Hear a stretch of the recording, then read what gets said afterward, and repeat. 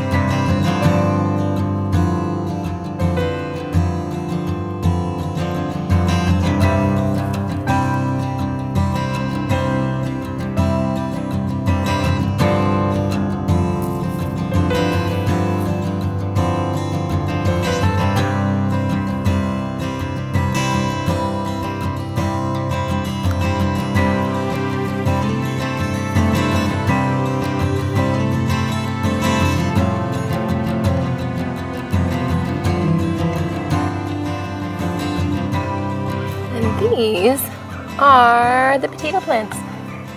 Right here, there's 1, there's 2, 3. And if we go into my weed garden, there's a dead tomato plant, but there's 4. Wait, 1, 2, 3, 4. 4 potato, and then 5 potato. And this is my weed garden. But last year I planted these chives. Yeah, chives. So this is from last year. And we have children running that are naked. Isaiah, stop!